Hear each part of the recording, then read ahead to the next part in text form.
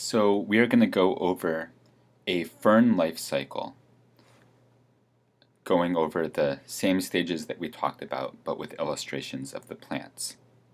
And we are going to start with the stage of spores. So several spores are pictured here. They are single cellular. Remember that spores are haploid. On your notes, I suggest adding one N to remind yourself of this. Now, some spores all spores will go through mitosis.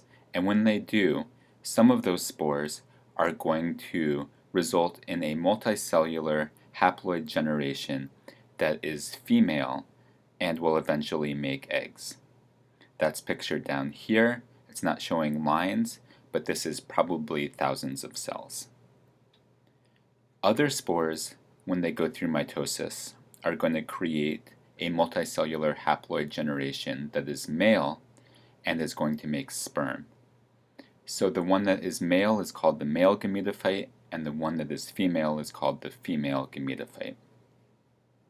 The female gametophyte, through mitosis, will make eggs or female gametes.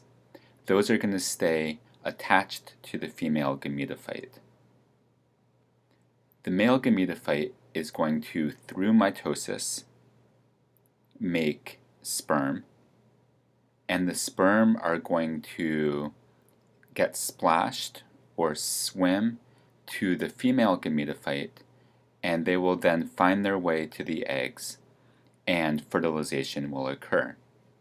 Once fertilization occurs, then that egg will become a zygote, and that zygote is now diploid.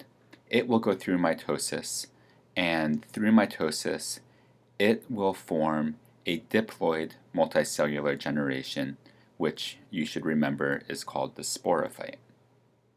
So this is a young sporophyte just starting out, and after many more rounds of mitosis, that is going to grow into a mature sporophyte. Notice that this looks like a plant, specifically a fern. So almost all plants that we are familiar with are going to be the sporophyte generation. Plants always have a gametophyte generation, but we do not typically see it.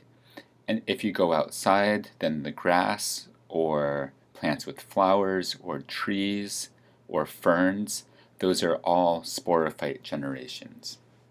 They all have 2 copies of chromosomes in all of their cells. So to complete the life cycle, we need to regenerate spores. That's going to happen through the process of meiosis. On a plant like a fern, some cells on the underside of the leaves are going to go through meiosis, and each time that happens, 4 spores will be made. Those spores can fall off the parent plant, land on the ground, and then the process can repeat. They can make gametophytes, gametes, fertilization occurs, a zygote's formed, and then through mitosis, another sporophyte is formed. That is a basic life cycle.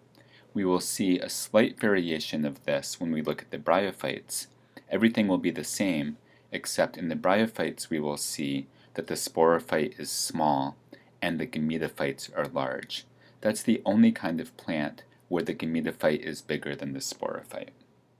We will also see that in seed plants, the same process occurs, but in seed plants, the gametophytes are really, really small. They are inside pollen or inside the ovule that develops into a seed, and so we never really see them, but they're there, and fundamentally this life cycle is the same. As we talk about each of these plant groups, we will talk about that in more detail.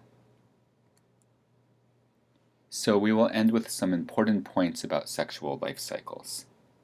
First, the diploid stage is the larger stage in nearly all plants and also in most animals. This is important because the diploid stage, remember, has 2 copies of each gene, and so it has some redundancy in case one of the copies does not work. All of these life cycles have a mix of haploid and diploid stages.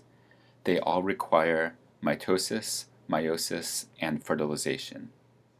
These processes are complex and costly, it would be a lot easier to have life cycles without sexual reproduction.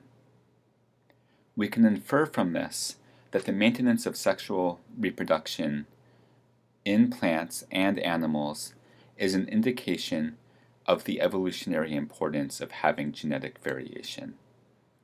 So, for the reasons that we talked about having new genetic combinations in offspring, that is so beneficial that it merits the extra costs that are involved in these life cycles. To study life cycles, first know what process occurs between each stage. You should be able to identify whether it is mitosis, meiosis, or fertilization. Those are the three choices. Second, you should know whether each stage is haploid with one set of chromosomes or diploid with two sets of chromosomes. Third, you should know the name of each stage. To practice life cycles, I suggest drawing them yourself. Start at different stages. Start with the zygote or start with the spore, for example. Try drawing them forwards and then also draw them backwards. Do them in different orientations, so make them go clockwise sometimes and counterclockwise sometimes.